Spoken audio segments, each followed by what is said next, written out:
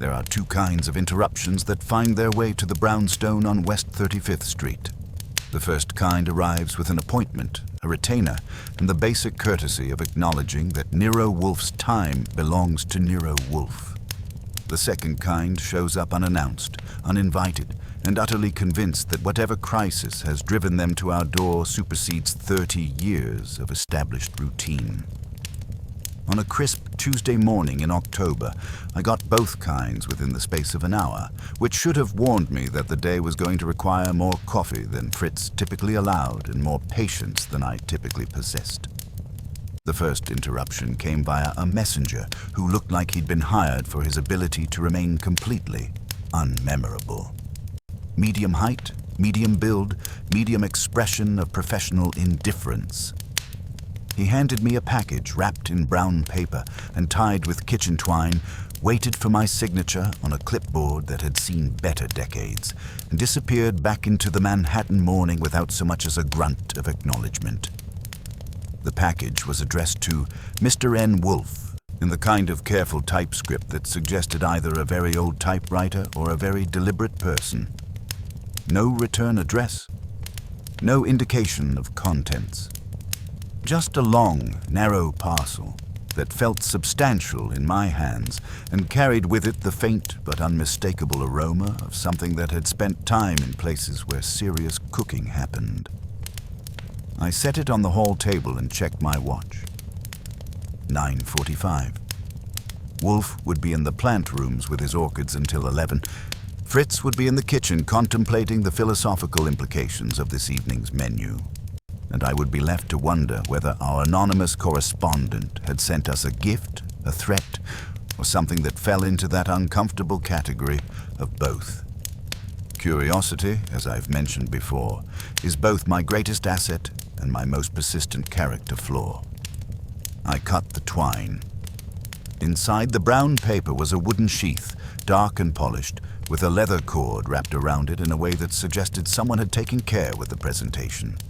The scent I'd noticed earlier was stronger now, oil and spices, and something else that made my nose wrinkle in recognition before my brain caught up. I unwrapped the leather cord and slid out the contents. It was a knife. Not just any knife, but the kind of blade that spoke of serious intentions and considerable expense. 8 inches of steel with a subtle curve near the tip, a handle wrapped in dark leather that had been worn smooth by use, and along the blade's surface, a patina that told stories I wasn't sure I wanted to hear. Near the spine, faint but unmistakable, was a maker's mark in what looked like Arabic script. More interesting and considerably more disturbing was the film that coated the steel. Not rust, not polish, but something organic that had dried to a dark, uneven stain. Tucked inside the sheath was a note, typed on heavy paper that felt expensive between my fingers. Do not wash this knife. Keep it safe until I call. The truth is in what remains. Monsieur Hadley. I stared at the note for a long moment, then at the knife, then back at the note.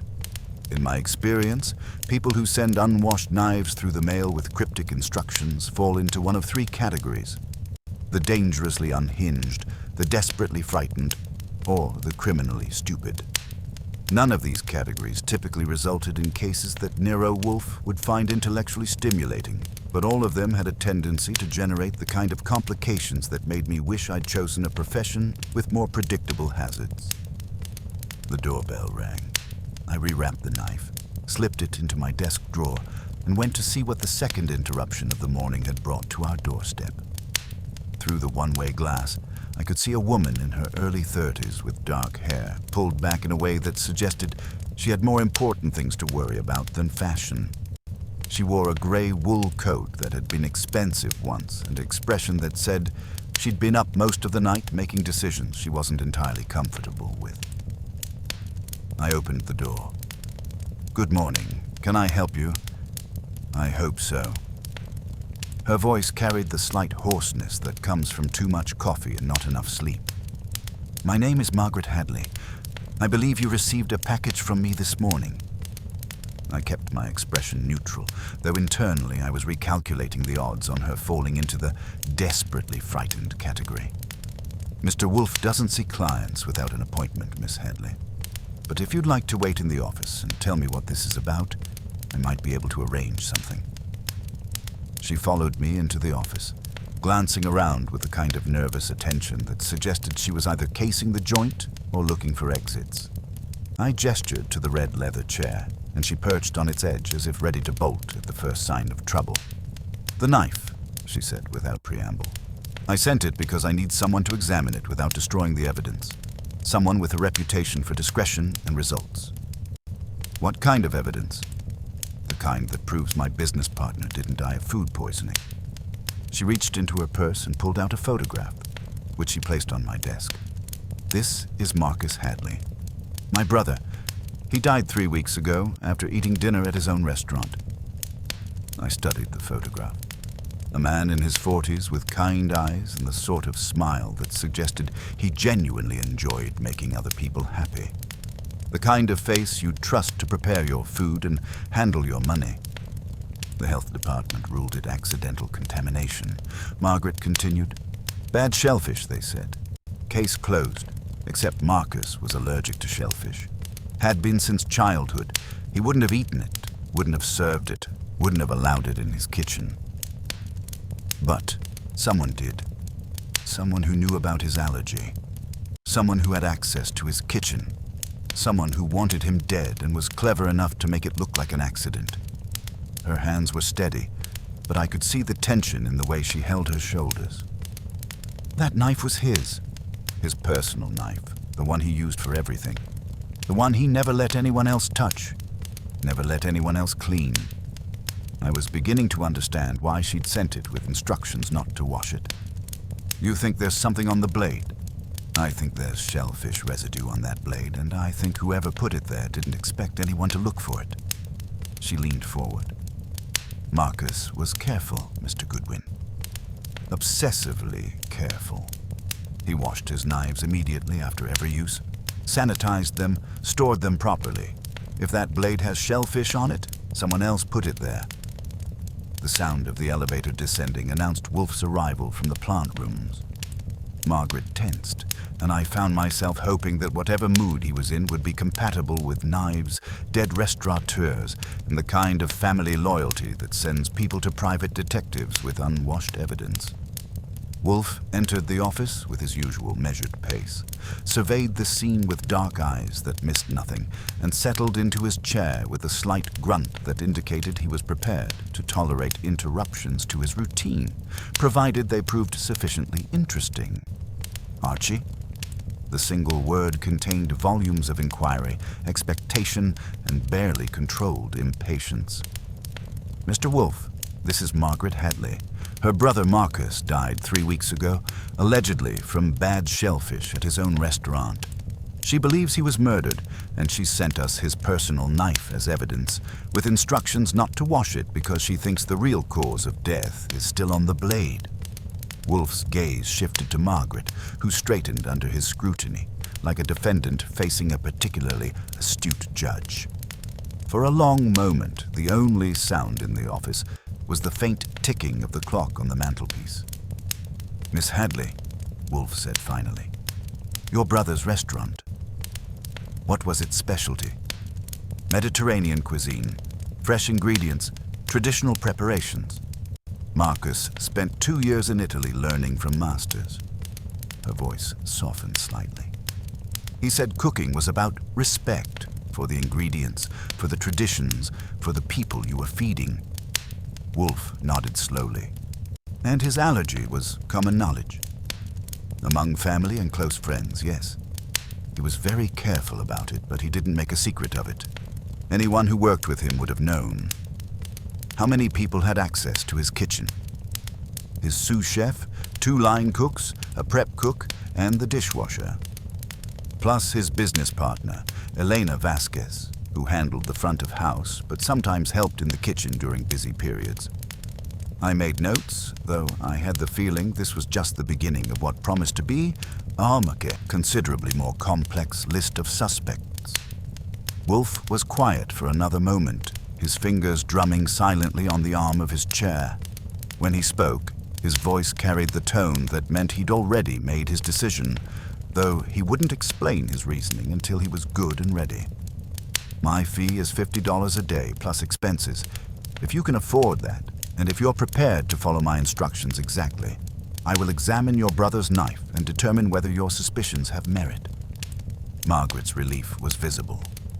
Yes, whatever you need. What I need, Wolfe said, is a complete list of everyone who had access to your brother's kitchen in the week before his death, their schedules and their relationships with your brother. I also want to speak with the health department inspector who handled the case, and I want a copy of the autopsy report. I can get those things. Good. Archie will give you our address and arrange the details. Wolfe picked up his morning mail, which was his signal that the interview was concluded. And Miss Hadley, until we determine what happened to your brother, I suggest you be very careful about where you eat. After Margaret left, I turned to Wolfe with a question that had been building since she'd identified herself. Since when do you take cases involving restaurant poisonings? And what makes you think that knife is going to tell us anything the health department missed? Wolfe leaned back in his chair and closed his eyes. Archie, what is the cardinal rule of any professional kitchen? Clean as you go? Precisely. A chef's knife is cleaned immediately after each use, without exception. It is not left to sit. It is not set aside for later. It is not allowed to accumulate the detritus of its work. He opened his eyes and fixed me with the look he reserved for moments when he was about to explain something that should have been obvious. A man who has spent his life in kitchens, who understands the importance of sanitation and proper technique, does not die with an unwashed knife, bearing traces of the very substance that killed him. I thought about that for a moment, unless someone wanted it to look like he'd been careless, or unless someone wanted to ensure that the evidence of their crime would be destroyed in the normal course of kitchen cleanup, and were prevented from doing so by his unexpected death. Wolfe reached for the morning paper, which meant the conversation was over. But I could see from the way he held it that he wasn't really reading. He was thinking, and when Nero Wolfe started thinking about unwashed knives and dead chefs, it usually meant someone was about to discover that murder, like a badly prepared meal, leaves a taste that lingers long after the last bite. The case of Margaret Hadley and her brother's mysterious death had officially begun, and something told me that before we were finished, we'd be examining more than just the residue on a kitchen knife. By 11:30, the knife had become more than evidence. It had become a presence. I'd moved it from my desk drawer to the safe in the basement, wrapped in clean linen like a relic, but I could still feel its weight in the investigation. Wolfe had settled behind his desk with the morning paper, though his usual absorption in the financial pages was absent. When Nero Wolfe holds a newspaper without reading it, something significant is percolating in that oversized brain of his. Fritz appeared in the doorway, bearing his customary silver tray with coffee, but his expression carried an unusual gravity. In 30 years of managing the brownstone's domestic machinery, Fritz had developed an almost supernatural sensitivity to disruptions in the natural order, and this morning's events had clearly disturbed his equilibrium. Archie, he said, setting the tray down with his characteristic precision, I must ask about this knife. An unwashed chef's knife. His tone suggested I had brought plague into his kitchen. In my experience, a professional who leaves his tools uncleaned is either dead, drunk, or criminally negligent. In this case, dead, I replied, and that's exactly why it matters. Fritz nodded gravely, his professional sensibilities both offended and intrigued. A chef's knife is sacred, Archie. It is cleaned immediately after each use, without exception. If Marcus Hadley died with an unwashed blade, someone prevented him from following the most basic rule of his profession. Wolfe lowered his paper just enough to observe Fritz's reaction. Your assessment aligns with my own thinking. A man does not abandon 40 years of training in his final moments unless circumstances prevent him from exercising it. The telephone interrupted this domestic consultation. I answered with my standard greeting and found myself speaking to a voice that wanted very much to remain anonymous. Mr. Goodwin, I understand you've recently acquired something that belonged to Marcus Hadley. Something from his kitchen. Who's asking? Someone who knows that knife shouldn't have left the restaurant. Someone who knows what really happened that night. The voice was male, nervous, and trying to sound more confident than it felt. You're playing with something dangerous. If you have information about Marcus Hadley's death, you can make an appointment to discuss it properly. Otherwise, the line went dead.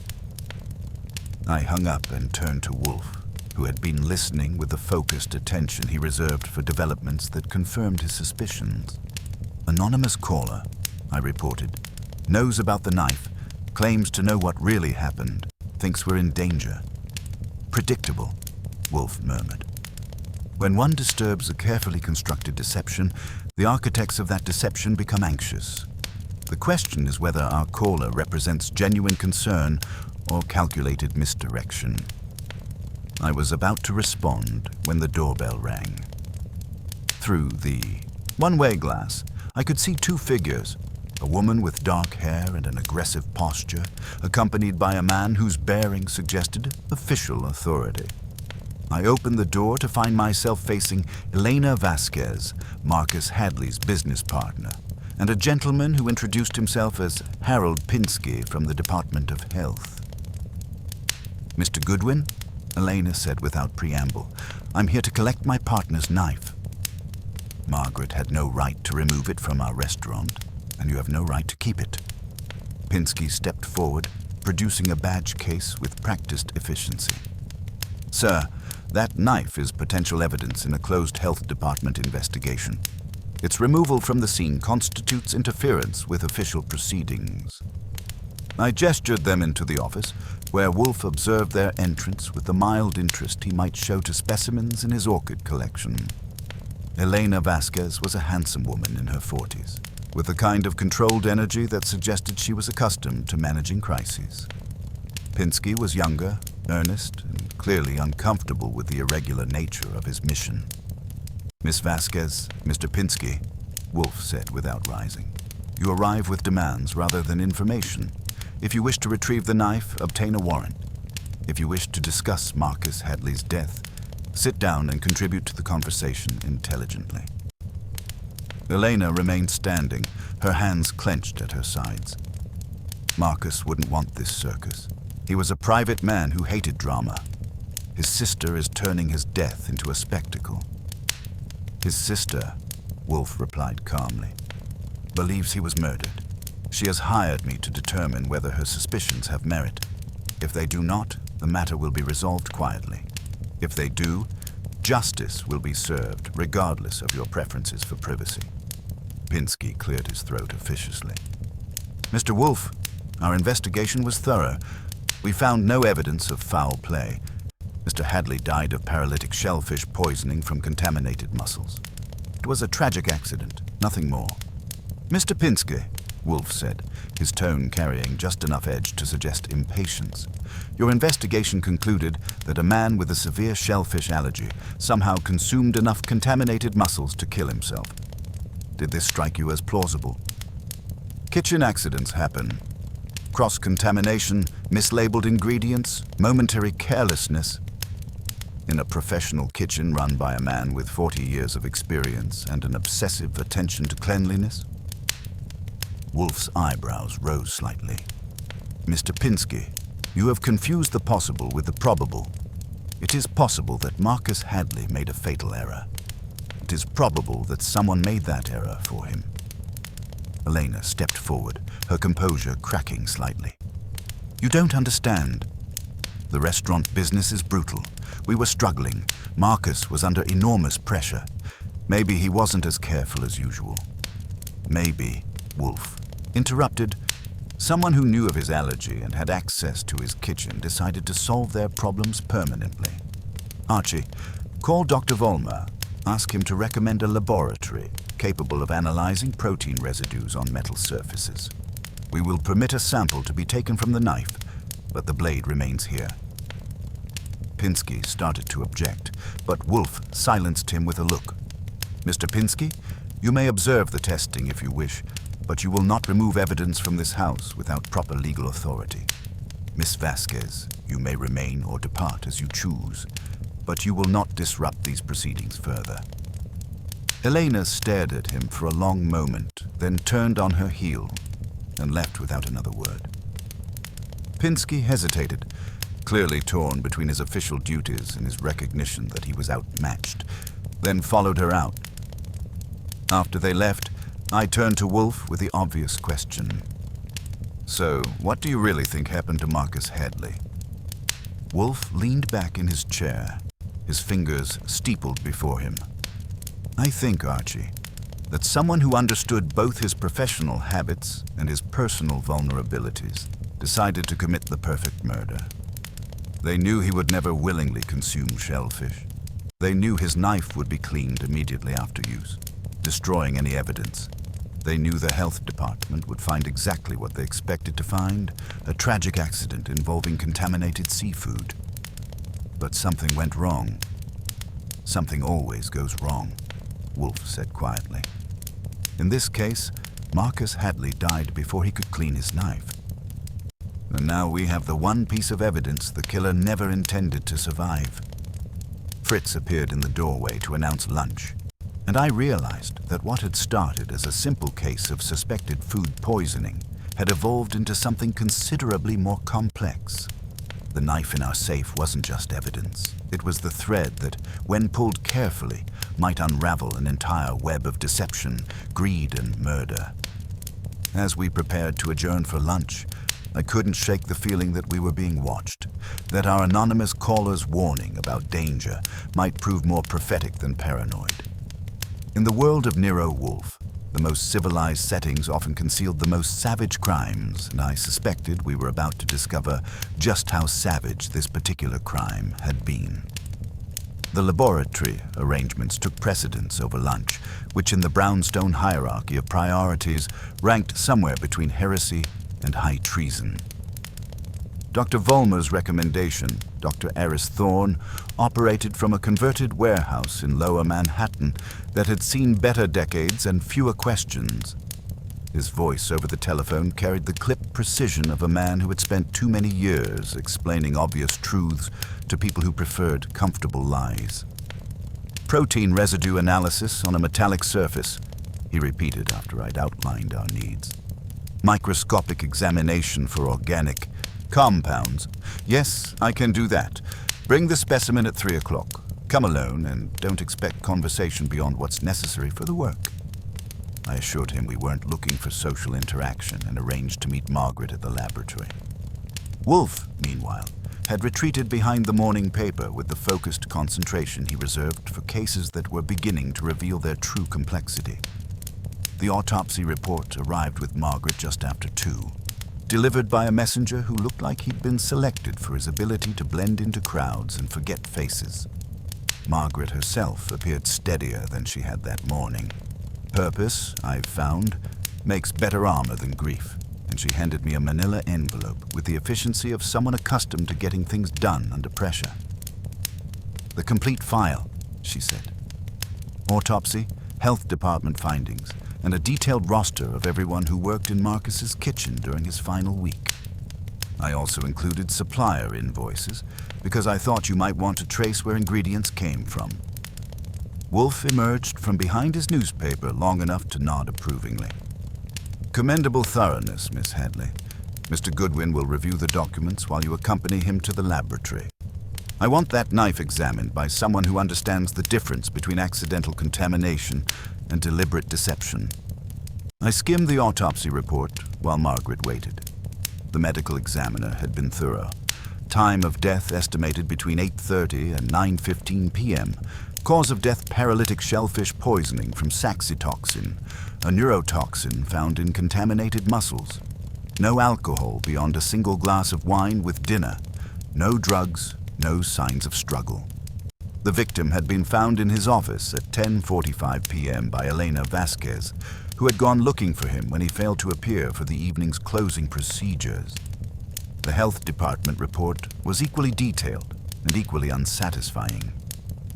Inspector Harold Pinsky had conducted a thorough examination of the kitchen, finding no systemic problems with food storage, preparation, or sanitation. The contaminated mussels had been traced to a batch from a reputable supplier who had experienced an isolated problem with their harvest. Case closed, file sealed, everyone satisfied except the dead man's sister. "Miss Hadley," I said, looking up from the reports, "this supplier your brother used for seafood, had he worked with them before?" "Never. Marcus didn't serve shellfish, remember? The invoice shows it was a special order, placed the day before he died." Her voice carried a bitter edge. "Someone ordered mussels for a man who was allergic to them, and somehow those mussels ended up killing him. The health department called it a tragic coincidence." Wolfe's eyes opened just enough to observe her expression. "Who had the authority to place orders for the restaurant?"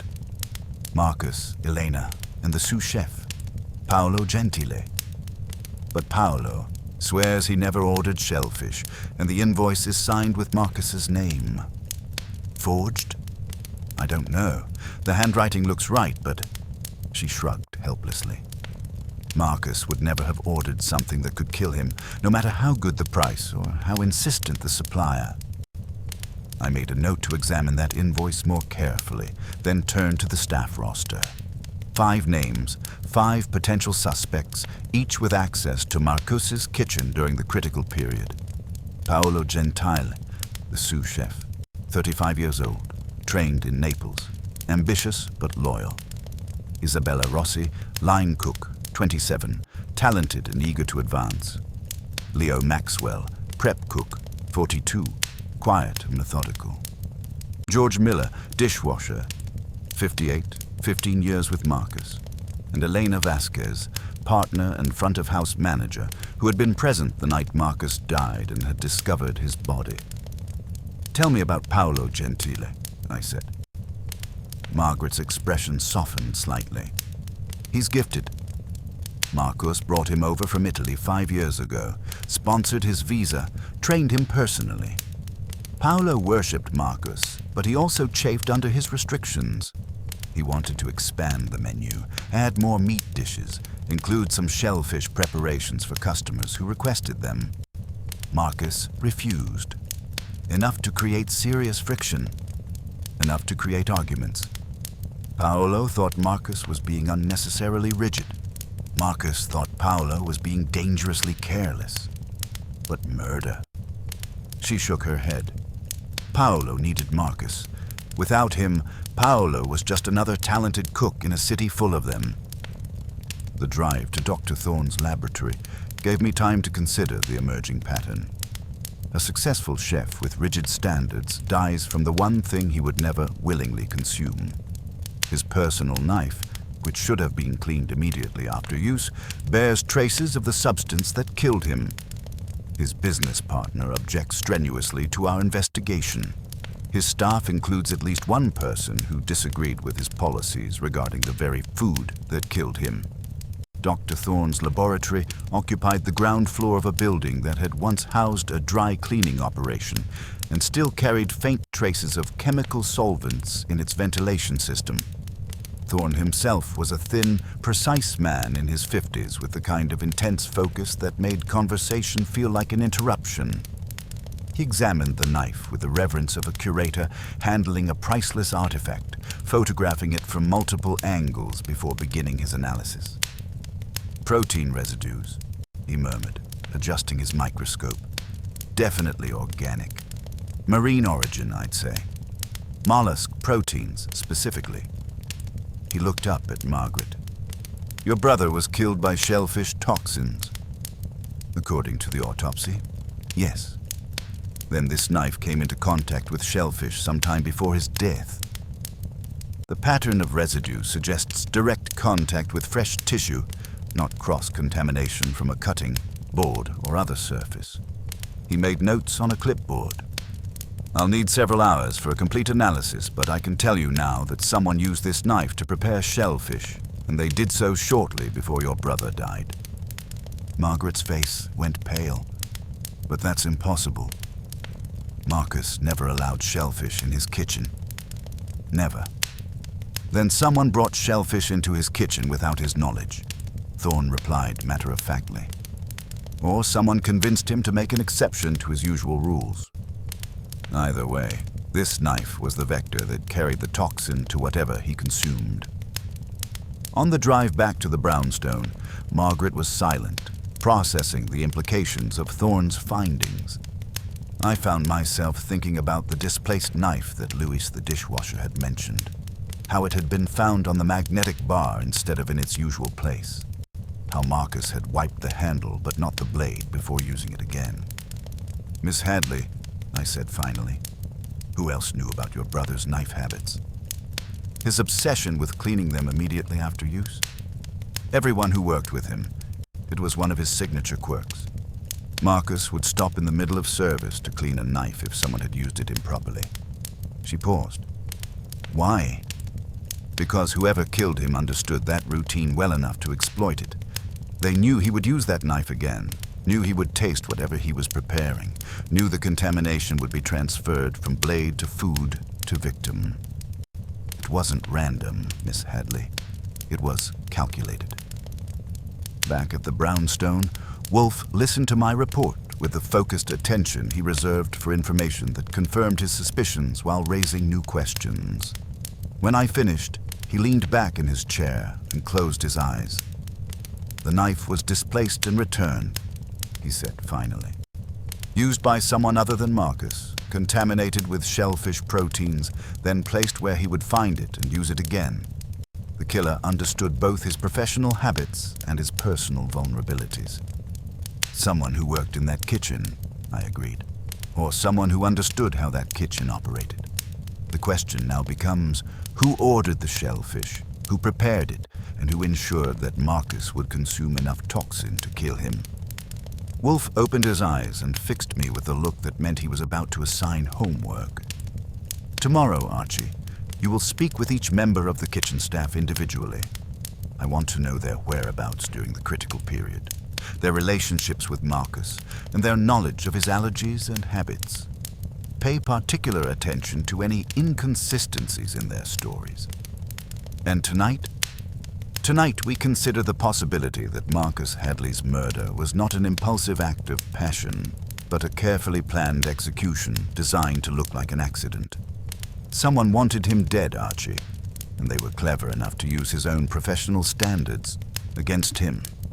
Fritz appeared to announce dinner, but for once even his culinary artistry couldn't entirely distract me from the growing certainty that we were dealing with a killer who had turned a sacred kitchen ritual into an instrument of murder. The knife in Dr. Thorne's laboratory was more than evidence. It was proof that someone had violated the most fundamental trust of any professional kitchen, the trust between a chef and his tools. As we prepared to adjourn for dinner, I couldn't shake the feeling that we were still missing something essential, some crucial piece of information that would transform our collection of suspicious circumstances into a clear picture of premeditated murder. But I also knew that Nero Wolfe had that particular look in his eyes, the one that meant he was beginning to see the shape of the solution, even if he wasn't ready to share it with the rest of us yet. The next morning brought Dr. Thorne's preliminary findings and the kind of methodical legwork that turns suspicion into evidence. His call came at 8:30 sharp, delivered in the clipped tones of a man who dealt in facts rather than theories. "Definitive shellfish proteins on the blade," he reported. "Marine mollusk tissue, consistent with fresh mussels. The contamination pattern suggests direct contact during food preparation, not cross-contamination from shared surfaces. Someone used this knife to process shellfish within hours of the victim's death." I thanked him and hung up, then turned to Wolfe, who had been listening with the focused attention he reserved for information that confirmed his suspicions while opening new avenues of inquiry. "The knife was indeed the vector," I said. "Now we need to know who contaminated it and how they got Marcus to use it." Wolfe nodded slowly. "This morning, Archie, you will speak with each member of that kitchen staff individually. I want to know their movements, their knowledge of Marcus's habits, and their access to his personal equipment. pay particular attention to any inconsistencies in their accounts. The kitchen staff interviews. Vespero at mid-morning was a different creature than the bustling establishment Margaret had described.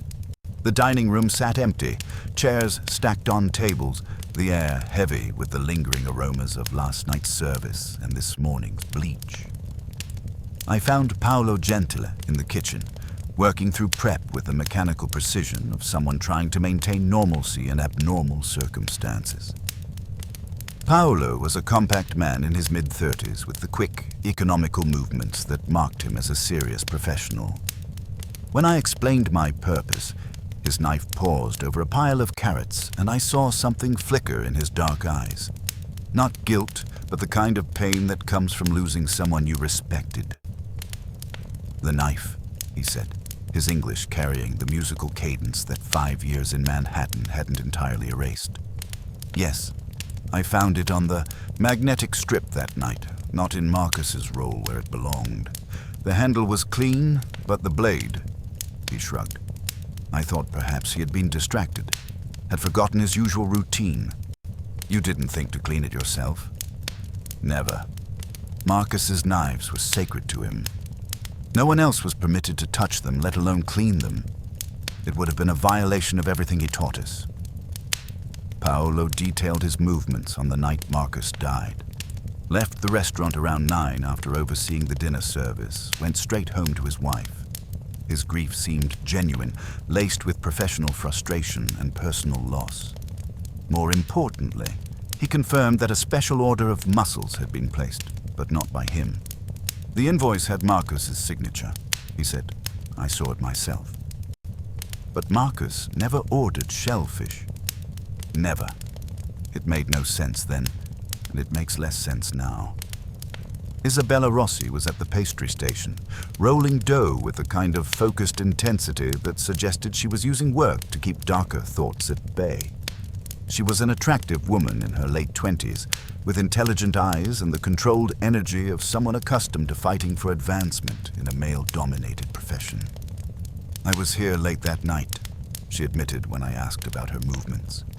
"Practicing a new reduction technique Marcus had been teaching me. I used his station because my usual workspace had problems with the burners." "You were working at Marcus's station, using his equipment?" "His setup was better equipped. I stayed after my shift because I wanted to surprise him with my progress." She paused in her rolling, meeting my eyes directly. "You think I killed him, don't you? You think I used his own knife to poison him? Did you?" Isabella's laugh held no humor. "Mr. Goodwin, I loved Marcus like a father. He was going to promote me to sous chef when Paolo eventually opened his own place. Why would I destroy my own future?" But she also confirmed the tensions in the kitchen. Helena had been pushing for changes, more expensive menu items, different clientele. She'd been meeting with investors, people who saw Marcus's conservative approach as an obstacle to profit. There was a particularly heated argument that day, something about money in the direction of the restaurant. Leo Maxwell, the prep cook, was a man of few words and fewer revelations. Methodical, quiet, he claimed to have noticed nothing unusual about the evening beyond the normal rhythm of service. He left at 8:30, his shift finished, and offered no insights into the restaurant's internal politics. "I just prep," he said with a shrug. "Don't care for the drama." But he did confirm Marcus's obsessive knife habits. Never seen him leave a blade dirty, not once in 5 years. The crucial testimony. George Miller, the dishwasher, proved to be the most valuable interview of the morning. A grizzled veteran of countless kitchens, he had the observational skills that come from years of working in the background, while others performed center stage. "I found Mr. Hadley's knife that night," he said, his voice carrying the weight of someone who'd been thinking about this moment for weeks. The big one, with the dark handle. It was on the magnetic strip, not in its usual place in his block. And it had something on it, a smear that didn't look right. My pulse quickened. "What did you do?" "I was going to wash it, like I always do with the knives left out, But then Mr. Hadley came out of his office, saw me reaching for it, and took it himself. Said he'd take care of it. But here's the thing. He only wiped the handle with a towel. Just the handle, not the blade. Never seen him do that before. He left the blade unwashed. That's right. Wiped the handle clean, as you please. Then took the knife back to his office with him. I figured he was distracted by that fight with Miss Vasquez. Figured he'd clean it proper later, like he always did. This was the missing piece, the moment when Marcus had unknowingly sealed his own fate. He'd found his contaminated knife, wiped the handle out of habit, but been interrupted before completing his usual cleaning routine. Then he'd taken it to his office, where he'd used it to prepare whatever final meal had killed him. The supplier connection. A call to Bay Crown Seafood filled in another crucial gap. The woman who answered, Cynthia Daly, had the brisk efficiency of someone accustomed to moving perishables and managing logistics. "Mussels for Vespero," she said when I inquired. Picked up, not delivered. House account called in, said they'd send a runner. Order note said, tasting, staff only. Signature looked like M. Hadley, but it was stamped, not handwritten. Stamped? Red ink, one of those signature stamps. Pickup was at 4:05 by a white van. Cracked left tail light, piece of red tape over it. We log license plates, but the handwriting's illegible. The stamp was significant. It suggested someone with access to Marcus's administrative materials, someone who could forge his authorization without the skill required to duplicate his actual signature. The business partner. I found Elena Vasquez at the host stand, organizing reservations with a kind of controlled intensity that suggested she was using routine to manage stress.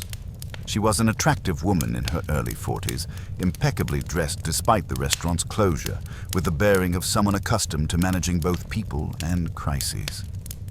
"This investigation of yours," she said without preamble, "it's destroying what Marcus built. We had a full book for tonight before word got out. Now the staff looks at me like I'm some kind of monster."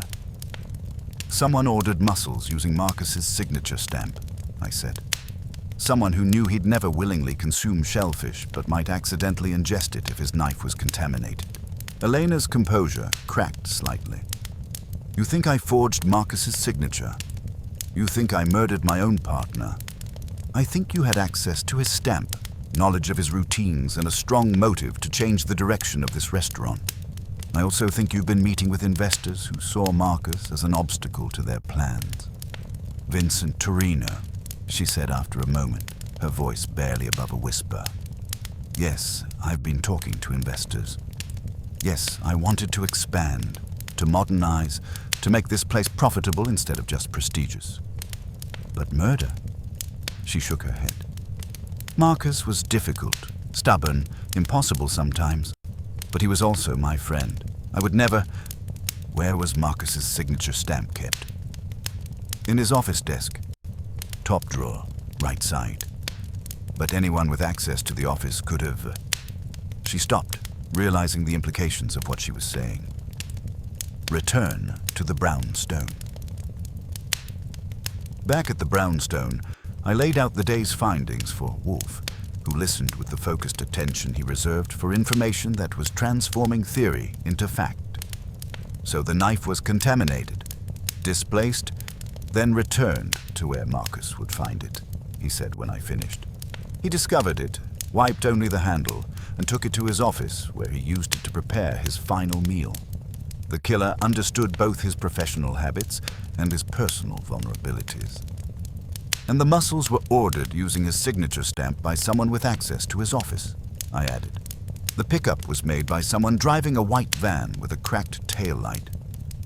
Wolfe leaned back in his chair, his eyes closed in concentration. The anonymous caller who warned us about the knife, he knew its significance because he witnessed the contamination.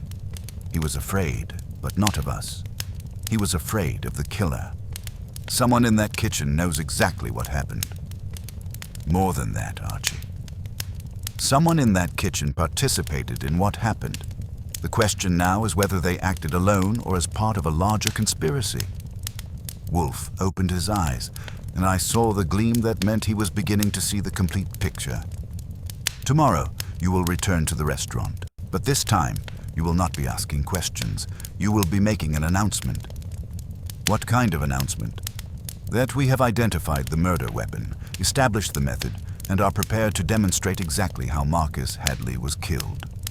Sometimes, Archie, the best way to catch a killer is to let them know they've been caught. Fritz appeared to announce lunch, but I could see from Wolfe's expression that his mind was already moving beyond the current evidence toward the confrontation that would bring this case to its conclusion. The knife in Dr. Thorne's laboratory had given us the method. The interviews had provided the opportunity. Now we needed to identify which of our suspects had possessed both the motive and the means to turn Marcus Hadley's professional expertise against him. As we prepared to adjourn for lunch, I found myself thinking about the displaced knife, the forged signature, and the white van with its cracked tail light. Someone had planned this murder with meticulous care, understanding that the best way to kill a chef was to use his own tools and training against him. But as Nero Wolfe had often observed, the more elaborate the deception, the more opportunities it created for the truth to emerge. The case was far from over, but I could feel it building toward the kind of revelation that would transform a collection of suspicious circumstances into a clear picture of premeditated murder. The announcement Wolfe had prescribed required the kind of calculated precision that turns suspicion into panic. My instructions were clear. Deliver the message with enough authority to rattle the guilty while reassuring the innocent, then observe the aftermath with the attention of a naturalist studying disturbed wildlife. I arrived at Vespero just after 11, when the morning prep would have the entire kitchen staff present.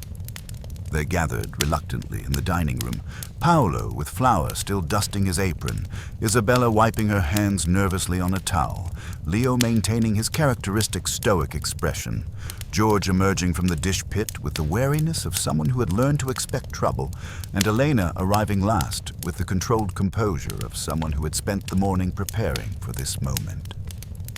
The strategic announcement. Mr. Wolfe has completed his analysis of the evidence in Marcus Hadley's death. I began, watching their faces with the attention Wolfe had taught me to apply to such moments. The laboratory findings are conclusive. We now know how Marcus was killed, when the contamination occurred, and who had the opportunity to carry it out. The reactions were immediate and telling. Paolo's face went pale, his hands instinctively moving to steady himself against a chair. Isabella's breath caught audibly, her eyes darting toward the kitchen as if seeking escape. Leo remained motionless, but I caught the slight tightening around his eyes that suggested heightened alertness. George nodded grimly, as if this confirmed suspicions he'd been harboring. Elena's carefully maintained composure cracked just enough to reveal the calculation beneath. The murder weapon has been identified, I continued. Mr. Wolfe will be presenting his complete findings tomorrow evening at the Brownstone. Your attendance is required, not requested. The police will also be present. I offered no details about the knife, no mention of shellfish contamination or signature stamps. Just the bare promise of revelation, delivered with the kind of understated confidence that suggested we held all the necessary cards. Elena was the first to respond, her voice carrying the sharp edge of someone whose carefully constructed world was beginning to collapse. What murder? Weapon? The health department closed this case. Marcus died of food poisoning. A tragic accident, nothing more. Mr. Wolfe's investigation differs significantly from the health department's conclusions, Miss Vasquez. He believes Marcus Hadley was murdered, and he intends to prove it. Immediate consequences. I left them to digest this information and returned to the Brownstone, where Wolfe was waiting with the focused attention he reserved for cases approaching their critical phase. The pot has been stirred, Archie. Now we observe the ripples. The first ripple came within hours. Dr. Thorne called with additional findings that transformed our understanding of the crime's sophistication. Further analysis of the knife reveals something significant, he reported. The shellfish proteins weren't randomly distributed across the blade. The contamination pattern indicates the knife was used to shuck mussels. Someone with professional experience used proper shellfish processing techniques. I also found traces of commercial shucking lubricant on the handle, a petroleum-based product used by experienced processors.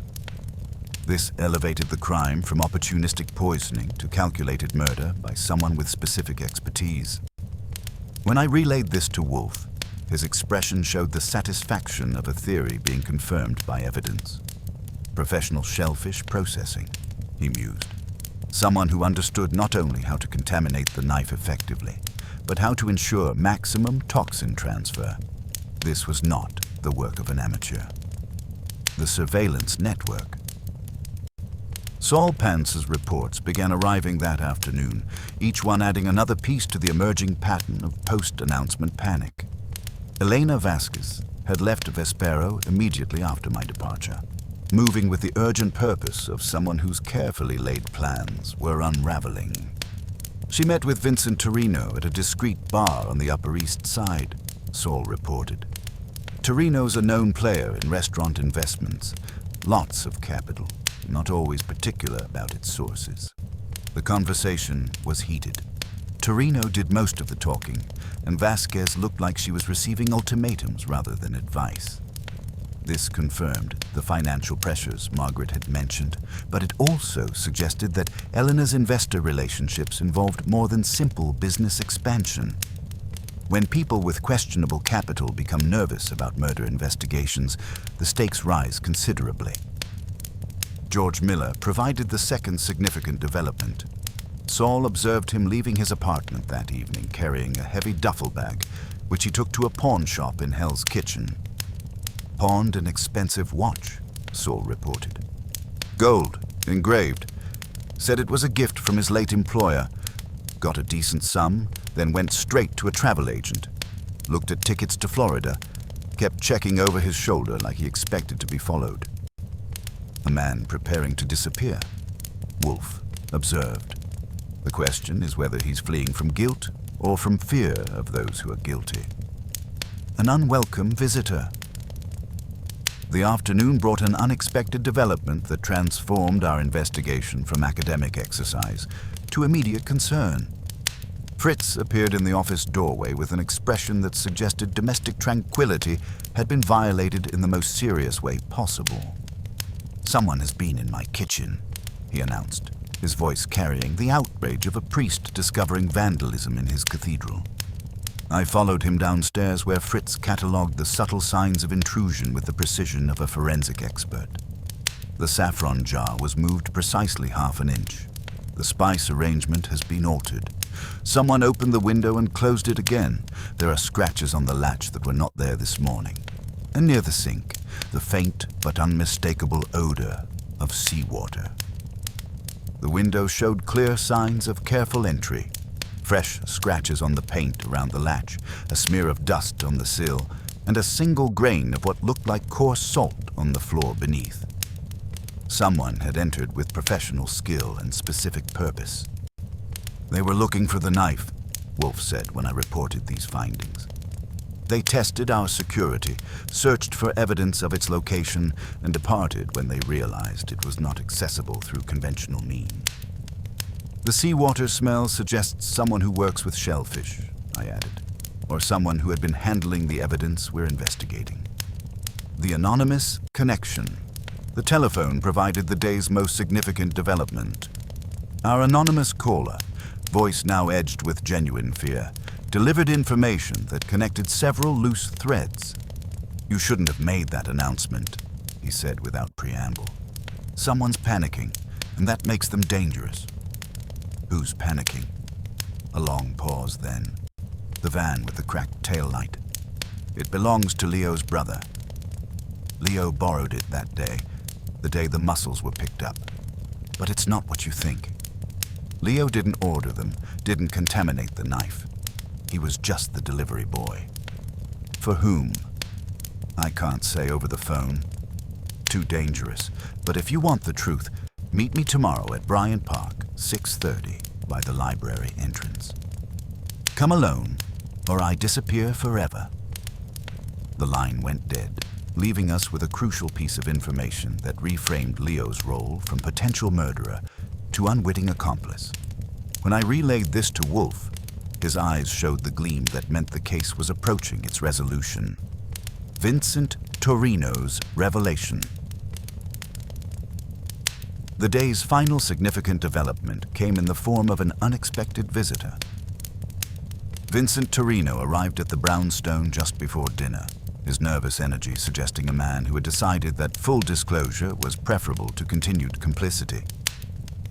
"I need to tell you about Elena Vasquez and the restaurant deal," he said without preamble, "about why someone might have wanted Marcus Hadley dead." Torino's story provided the financial motive we had suspected, but not fully understood. Elena had been working with his investment group for months, trying to convince Marcus to sell his share of Vespero. The investors had plans for complete renovation and expansion that would have tripled the property value. Marcus threatened to dissolve the partnership entirely if Elena continued pursuing outside investment, Torino explained. He said he'd rather close the restaurant than see it turned into what he called a tourist trap. Elena had invested everything, her savings, her reputation, her professional future. If Marcus had dissolved the partnership, she would have been left with nothing. When did Marcus make this threat? The day before he died. Elena called me that evening, desperate. She said Marcus had given her an ultimatum: abandon the expansion plans or find a new partner. She was talking about taking drastic action to protect her investment. Preparation for revelation. As evening settled over the brownstone, Wolfe synthesized the day's developments with the methodical precision that preceded his most significant revelations. The laboratory evidence had established professional involvement in the contamination. The surveillance had revealed a network of panicked reactions and suspicious activities. The anonymous caller had provided crucial information about the van and Leo's unwitting participation, and Torino's testimony had confirmed the financial pressures that provided motive for murder. "The case is approaching its resolution, Archie," Wolfe said, settling back in his chair with the satisfaction of a conductor preparing for a symphony's climax. Someone with professional shellfish processing skills used Marcus Hadley's own knife to contaminate it with the toxin that killed him. They understood his habits well enough to ensure he would use the contaminated blade, and they had access to his signature stamp to order the mussels used in the process. "Elena Vasquez fits that profile," I observed. "She had the motive, the access, and the knowledge of his routines." "She had those things," Wolfe agreed. "But did she have the specific technical knowledge to process shellfish professionally? That remains to be determined. Tomorrow evening's gathering will resolve these questions definitively." Fritz appeared to announce dinner, but I could see from Wolfe's expression that his mind was already orchestrating the final confrontation. The knife that had never been washed had provided us with the evidence we needed. The anonymous caller's information had connected the remaining pieces. And the suspect's panicked reactions had confirmed that our investigation was closing in on the truth. As we prepared to adjourn for dinner, I reflected on how the case had evolved from a simple matter of suspected food poisoning into a complex web of financial pressure, professional expertise, and calculated murder. Someone had turned Marcus Hadley's dedication to his craft into the instrument of his death, but they had also created a trail of evidence that was leading inexorably to their exposure. The stage was set for tomorrow evening's revelation, when Nero Wolfe would demonstrate exactly how a chef's sacred knife had been transformed into a murder weapon, and who had possessed both the skill and the motive to commit such a calculated crime. The meeting with our anonymous caller required the kind of careful choreography that turns nervous informants into reliable witnesses. Wolfe's instructions had been characteristically precise. Observe everything, record accurately, and under no circumstances attempt heroics with people who had already demonstrated their willingness to participate in murder. Bryant Park at 6:30, held the usual mixture of commuters hurrying towards subway entrances and tourists discovering that October evenings in Manhattan arrive with more chill than advertised. I positioned myself near the library steps with a newspaper and the patient demeanor of someone waiting for a friend who was habitually late.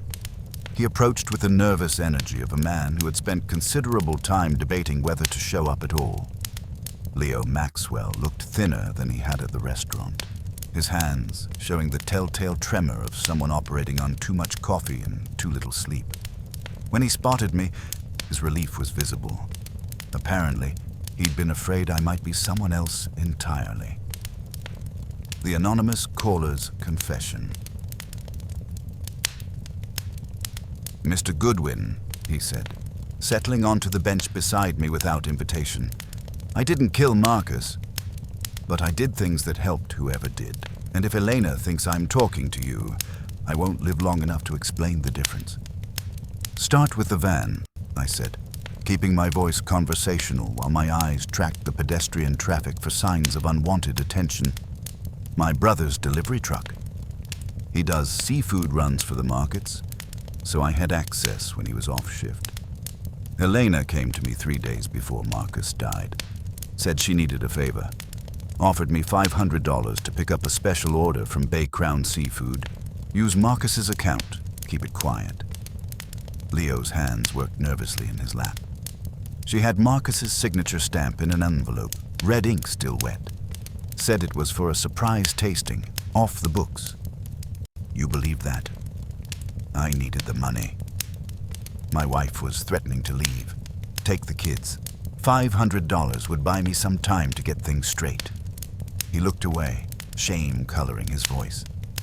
I picked up the mussels at 4:05, just like the log shows. But here's what I didn't tell anyone. Elena was waiting in the alley behind Vespero when I got back. She had a cooler and some tools I'd never seen before. This was the missing piece we'd been looking for. What kind of tools? A professional shucking knife, the kind they use at raw bars, and a tube of something that smelled like petroleum, shucking lubricant, she called it. She took the mussels from my truck and started working on them right there in the alley. Opened maybe a dozen, scraped out the meat, put it in a small container.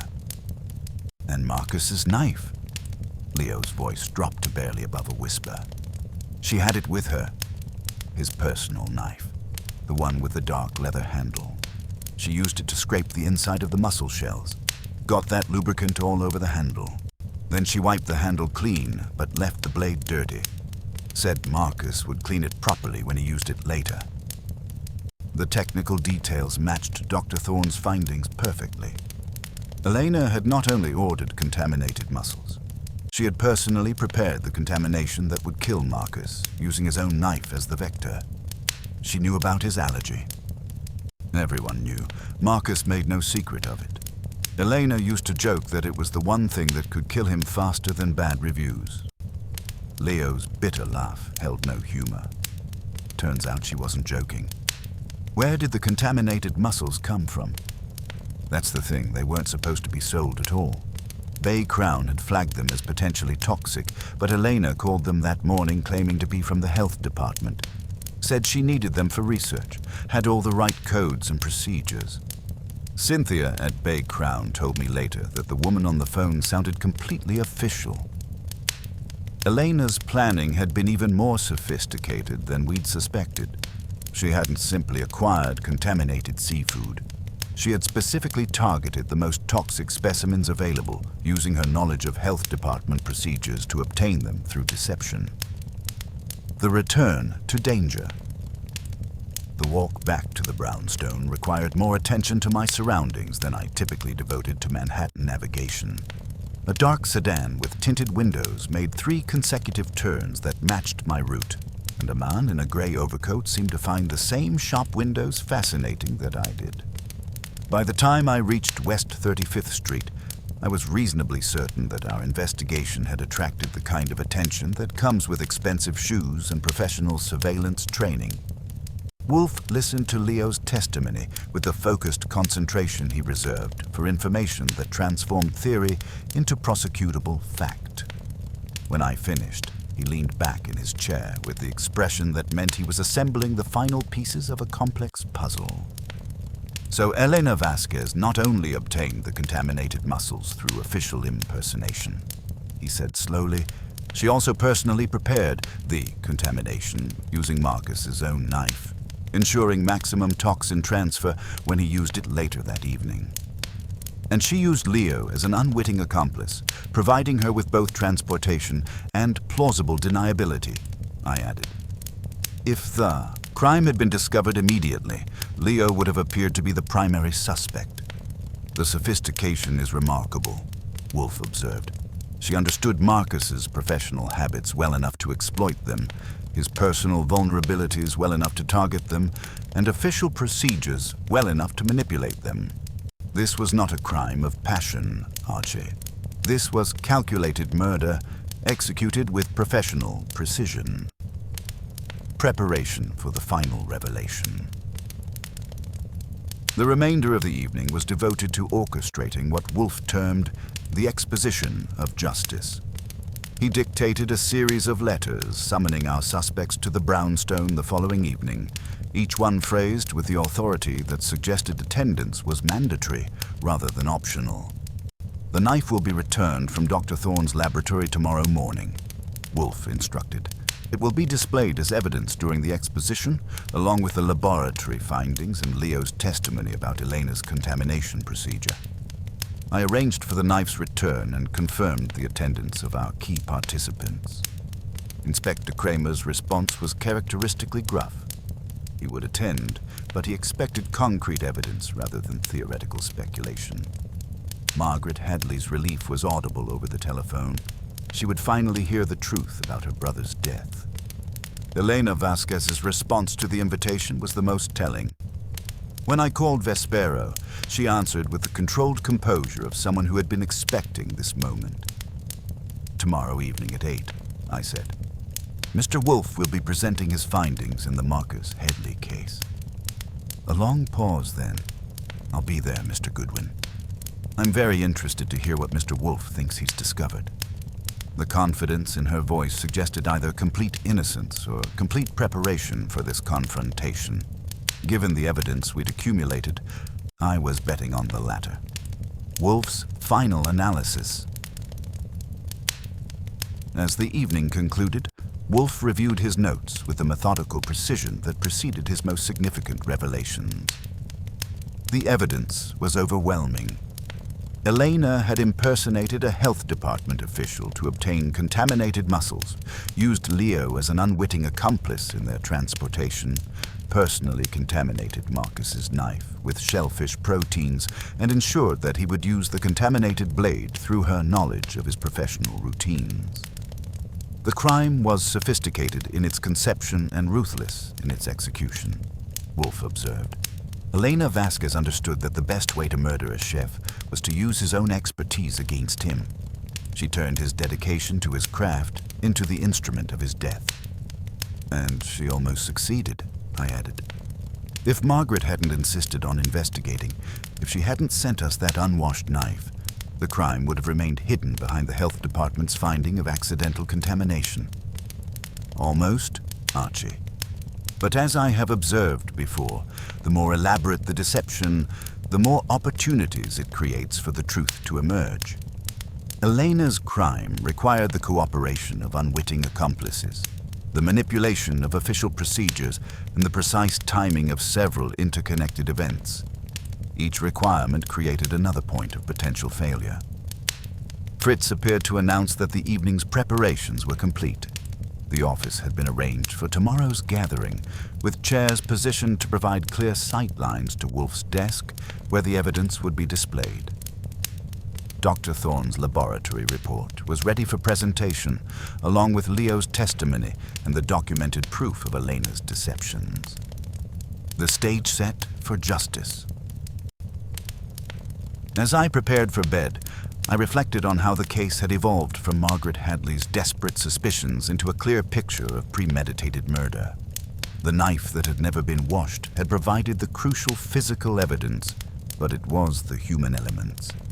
Leo's courage in coming forward, Elena's sophisticated but ultimately traceable deceptions, and the network of small inconsistencies that had accumulated into overwhelming proof, that had transformed suspicion into certainty. Tomorrow evening would bring the formal resolution, when Nero Wolfe would demonstrate exactly how Elena Vasquez had turned Marcus Hadley's professional dedication into the means of his destruction. The case was complete, the evidence overwhelming, and justice was finally within reach. But as I settled into sleep, I couldn't entirely dismiss the confidence I'd heard in Elena's voice when she'd accepted our invitation. She had planned Marcus's murder with meticulous care and ruthless efficiency. Tomorrow's confrontation would reveal whether she possessed the same calculating intelligence when cornered, or whether desperation would drive her to more direct and dangerous methods. The knife that had never been washed was about to claim its final victim, not through contamination this time, but through the inexorable process of truth revealing itself in the face of elaborate deception. Justice, like a properly prepared meal, required patience, precision, and the right combination of elements brought together at exactly the right moment. Tomorrow evening would provide that moment when Nero Wolfe would serve Elena Vasquez the bitter truth about her crime, garnished with the evidence that would send her to prison for the murder of Marcus Hadley. Dr. Thorne returned the knife at 11 sharp, treating it like a museum piece wrapped in enough documentation to satisfy a Senate committee. His expression suggested he was parting with his firstborn, and he handed me a chain of custody form that would have impressed a federal prosecutor. I signed, sealed, and transported the package to our safe with the reverence it deserved. Preparation for the final act. Wolfe examined the seals with his characteristic precision, nodded once, and gestured toward the safe. Until this evening, Archie, that knife represents not a weapon, but a result. Tonight, it becomes evidence of justice. The morning's telephone work required the delicate touch of a diplomat and the persistence of a bill collector. My first call went to Bay Crown Seafood, where Cynthia Daly answered with the weary patience of someone who had spent recent days explaining the same story to various officials. "I need a voice confirmation," I told her. "Keep your line open and listen carefully." I dialed Vespero on the second line. Elena answered with her usual professional polish, smooth as expensive cream. "Ms. Vasquez, quick question about health department procedures. When you called Bay Crown about retrieving flagged shellfish, what authorization code did you use?" A pause then. "I don't know what you're talking about." "Humor me." Another pause. Longer this time. "Form 301B, subsection 9. Now stop wasting my time." The line went dead. I returned to Cynthia. "Did you hear that?" "Heard it and recorded it." Same voice that claimed to be from the health department. Same code she cited. "We don't release flagged product on phone calls, Mr. Goodwin," but she had details only an inspector would know. Inspector Pinsky's reaction to my next call provided the final confirmation we needed. When I asked about the form authorizing retrieval of contaminated shellfish for research, his response was immediate and damning. "There is no such form." The silence that followed told me he'd realized what he'd just admitted. Security and surveillance. Saul arrived at noon with intelligence that painted a picture of increasing desperation. "Vasquez is rattled," he reported. 2 meetings yesterday, one heated session with Torino, another with Lyle Brock. Brock provides muscle for restaurants with cash flow problems. And Leo Maxwell, still at the Bel Air under the name Brown. Nervous as a cat in a dog show, but he's staying put. Fred's watching our front, and I can have Ori cover the alley if you want full coverage. Wolfe nodded approvingly. "Do so. If Ms. Vasquez employs violence as a solution, I want advance warning." The afternoon brought attempted infiltration that confirmed our suspect's growing panic. Someone had tried Fritz's pantry door, unlatched when it should have been secured. A man in a grey cap had scouted our building, circling to examine the rear entrance before departing in a sedan with red tape over the left taillight. The same vehicle Leo had used to transport the contaminated mussels. Elena's desperation manifested in a clumsy attempt at deception. A call purporting to be from Dr. Thorne requested the knife's return for supplemental analysis. The voice was close but wrong in rhythm, and Thorne would never use the word supplemental unless billing for it. The office gathering. By 7:30, the office had been transformed into a courtroom of intellectual justice. Chairs were positioned with surgical precision. Elena, where Wolfe could observe her without turning his head, Margaret flanked by Paolo and Isabella for moral support. Leo positioned near Saul for protection. Inspector Kramer angled toward the door like a batter awaiting the perfect pitch. Wolfe's desk displayed the evidence with ceremonial gravity. Marcus's knife lay in its wooden sheath, the laboratory reports arranged beside it, along with photographs of the protein residue patterns and documentation of Elena's elaborate deception. The suspects arrived with the reluctant compliance of people who understood they had no choice. Inspector Kramer entered first, his skepticism tempered by grudging respect for Wolfe's track record. Margaret Hadley followed, accompanied by a lawyer whose presence suggested she was prepared for the legal aftermath. Paolo, Isabella, and George arrived together, their faces reflecting nervous anticipation. Leo Maxwell appeared last, pale but resolute, avoiding eye contact with the others as he took his assigned seat.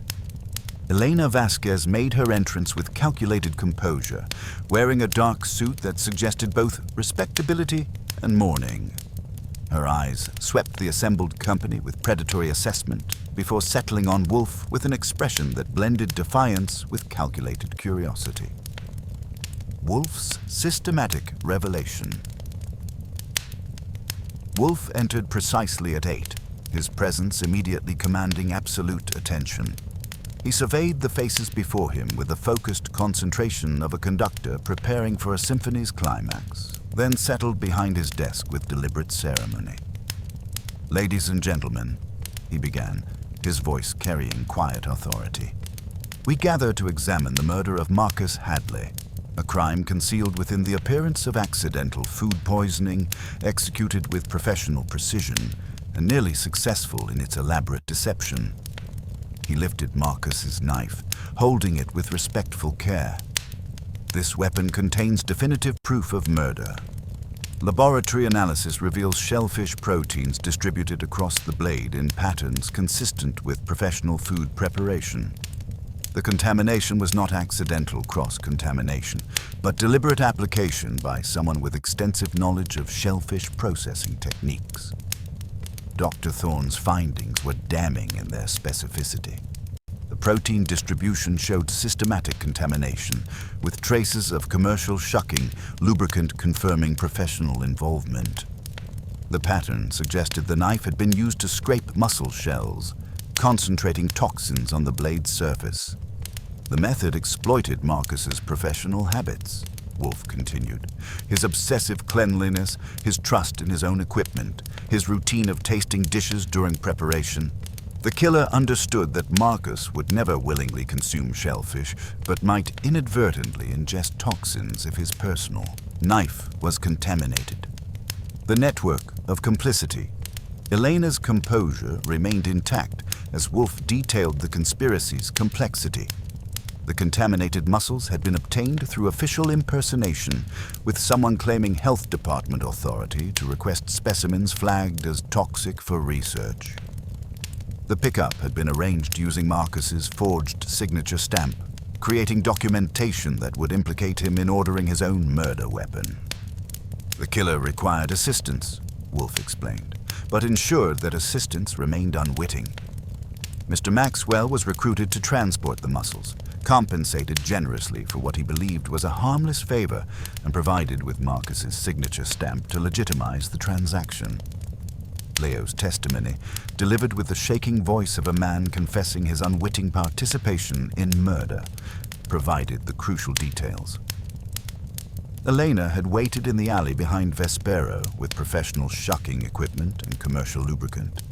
She had personally processed the contaminated mussels using Marcus's knife to scrape their toxic interiors before wiping the handle clean while leaving the blade contaminated. She knew Marcus would find the displaced knife and use it again, Leo concluded. She counted on his professional habits to transfer the toxin to whatever he prepared next. Elena's first crack in composure appeared as a sharp denial. Leo Maxwell is a known liar, trying to deflect his own guilt. His testimony is worthless. Mr. Maxwell's account is corroborated by physical evidence, Wolfe replied calmly. The van he used contains traces of the same shucking lubricant found on Marcus's knife, along with shellfish proteins matching the contaminated specimens. The financial motive. Inspector Kramer's question about motive allowed Wolfe to reveal the financial desperation driving Elena's crime. Vincent Torino's investment group had offered to purchase Vespero for 3 times its current value, contingent on complete renovation and repositioning. Marcus had not only refused to sell, he had threatened to dissolve the partnership entirely if Elena continued pursuing outside investment. Miss Vasquez faced complete financial ruin, Wolfe explained. She had invested her life savings, leveraged her professional reputation, and committed to investors expecting returns. Marcus's ultimatum would have destroyed her, financially and professionally. That's completely false, Elena protested, her voice carrying the sharp edge of desperation. Marcus and I had disagreements, but I would never hurt him. He was my partner, my friend. He was your obstacle, Wolfe interrupted, and you possessed both the technical knowledge and the opportunity to remove that obstacle permanently. The technical expertise.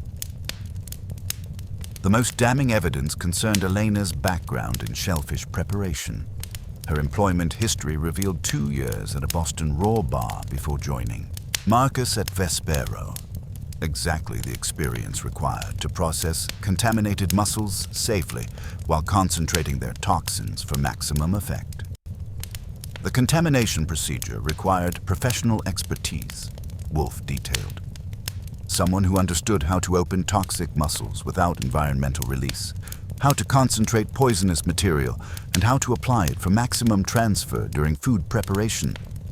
Miss Vasquez possessed all these skills. Elena's composure began fragmenting under the weight of accumulated evidence. You can't prove any of this. Leo's lying to save himself. The laboratory evidence is circumstantial. Even if someone contaminated that knife, you can't prove it was me. On the contrary, Wolfe said quietly, we can prove it definitively. The final evidence. The revelation that sealed Elena's fate came from Fritz's meticulous investigation of our kitchen intrusion. Despite her careful cleaning, she had left a single fingerprint on the window latch, preserved in paint residue. The fingerprint belongs to you, Miss Vasquez, Wolfe announced. You entered my kitchen searching for the knife, believing it might contain evidence of your crime. Your desperation to locate and destroy that evidence confirms your guilt more clearly than any testimony. Elena stared at him, her face cycling through denial, calculation, and finally, bitter defeat. When she spoke, her voice carried the exhausted acceptance of someone whose elaborate plans had been systematically dismantled. Marcus was destroying everything we'd built, she said quietly. 15 years of work, of sacrifice, of building something special. He was going to throw it all away because he couldn't adapt to changing times. He was selfish, stubborn, impossible to reason with. So you decided to reason with him permanently, Inspector Kramer observed, reaching for his handcuffs. Justice delivered. As Kramer placed Elena under arrest, reading her rights with practiced efficiency, her final words revealed the depth of her self-deception. I never meant for it to be this complicated. I thought it would look like an accident, that nobody would examine that knife so carefully. Margaret Hadley's relief was visible as she watched Elena being led away. "Thank you," she said to Wolfe, her voice thick with emotion. "Marcus deserved justice, and you've given that to him." Paolo remained staring at the knife with the expression of someone whose world had been fundamentally altered. "I worked beside her every day. How could I not have known?" "Because she was very skilled at deception," Wolfe replied, "and because you trusted someone who had earned that trust before betraying it." The aftermath. After our guests departed and the office returned to its normal configuration, I reflected on how the case had evolved from Margaret's desperate suspicions into Eleanor's inevitable arrest. The knife that had never been washed had provided crucial physical evidence, but it was the human elements, greed, desperation, and the arrogance that led Elena to believe she could commit the perfect murder that had ultimately ensured her capture. "Another case closed," I observed, settling into my chair with satisfaction.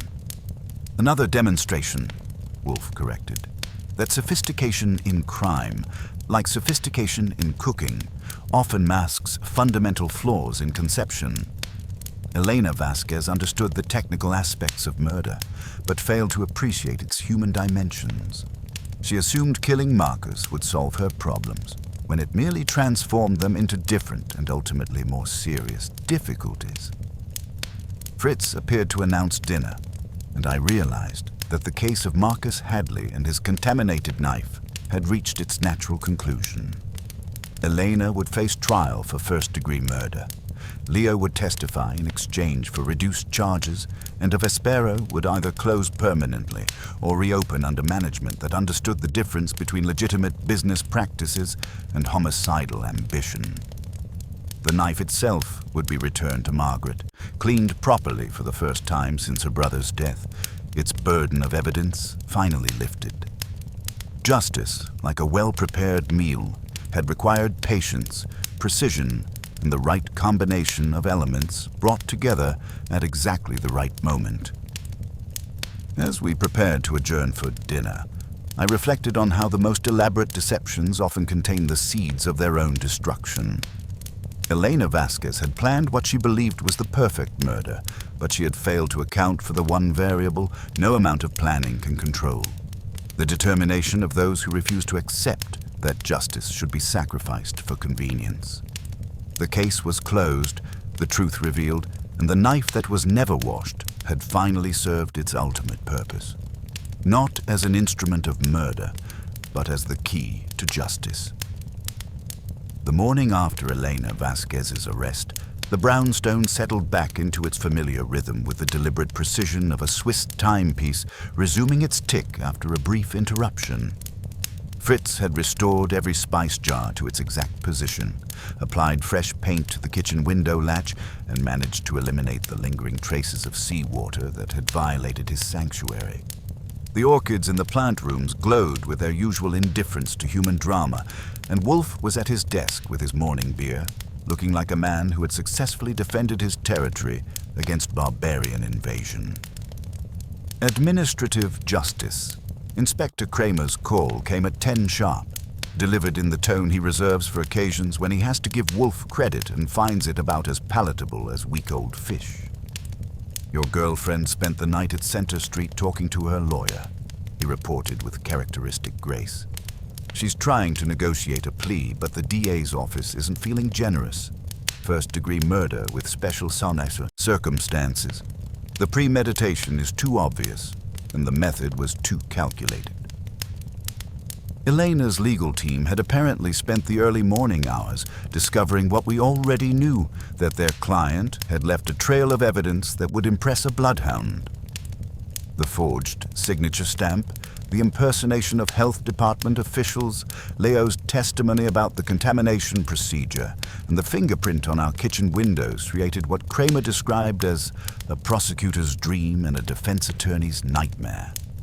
Leo Maxwell was cooperating fully, trading his testimony for reduced charges and the kind of plea agreement that would let him rebuild his life after serving 18 months in minimum security. "He's genuinely remorseful," Kramer added. claims he thought he was helping arrange a surprise for Marcus, not delivering murder weapons. The DA believes him. Dr. Thorne's final laboratory report arrived by messenger, sealed and documented with the kind of bureaucratic thoroughness that transforms scientific analysis into courtroom evidence. His findings confirmed every detail of our reconstruction: professional shellfish processing techniques, concentrated saxitoxin application, and contamination patterns that could only have resulted from deliberate criminal action. Financial revelations. Vincent Torino's visit that afternoon provided the missing pieces of Elena's financial desperation. He arrived with a briefcase full of documents and the nervous energy of a man eager to distance himself from criminal association. The papers revealed that Elena's theft from Vespero had been systematic and sophisticated, involving inflated supplier invoices, phantom maintenance charges, and fictitious consulting fees totaling nearly $200,000 over 18 months. She was creating artificial profitability to justify our investment, Torino explained, spreading invoices across Wolfe's desk. But she was also stealing to cover personal debts. Marcus would have discovered it during their next quarterly review. She needed him dead before the audit. The timeline of desperation became clear. Elena faced not merely the loss of future opportunity, but the exposure of past crimes. Murder had become her solution to multiple problems: financial discovery, partnership dissolution, and personal ruin. The sophistication of her planning reflected the desperation of someone whose carefully constructed world was collapsing around her. Character resolutions. Paolo Gentile appeared that afternoon with Marcus's personal effects from the restaurant's safe, recipes, techniques, and business philosophy that Elena had never known existed. His grief had been tempered by a growing sense of responsibility and purpose. "I will reopen Vespero," he announced with quiet determination. Not as Elena envisioned it, but as Marcus would have wanted. Traditional techniques, quality ingredients, respect for the craft. His legacy will continue, but it will be clean. Margaret Hadley had petitioned for the return of Marcus's knife once the legal proceedings were complete. "Not as a trophy," she explained when she called, "but as a reminder of Marcus and of what you did for him. It will be cleaned properly and retired to a place of honor." Isabella Rossi had received 3 job offers from respected establishments, none of them raw bars, which suggested that word of her talent had spread along with news of her integrity during the investigation. George Miller would remain with Paolo when Vespero reopened, declaring that he preferred kitchens where knives stayed where they belonged. Wolfe's philosophical analysis. That evening, as Fritz prepared dinner with his usual artistry, Wolfe offered his analysis of the case's deeper significance. Elena Vasquez understood the mechanics of murder, Archie, but failed to appreciate its moral dimensions. She assumed that eliminating Marcus would solve her problems, when it merely transformed them into different and ultimately more serious difficulties. He lifted his beer glass, examining it with the focused attention he applied to complex problems. The irony is instructive. She possessed intimate knowledge of Marcus's professional habits and used that knowledge to turn his greatest strength, his meticulous attention to cleanliness and technique, into the instrument of his death. But that same intimacy created a trail of evidence that made her eventual capture inevitable. She was too clever for her own good, I suggested. She was insufficiently clever, Wolfe corrected. True cleverness would have recognized that murder creates more problems than it solves, that deception requires increasingly elaborate maintenance, and that the human cost of crime ultimately exceeds any possible benefit. She turned a sacred trust, the preparation of food, the integrity of the kitchen, into an instrument of death. A chef's knife, a tool of creation, became a weapon of destruction. The return to sacred routine.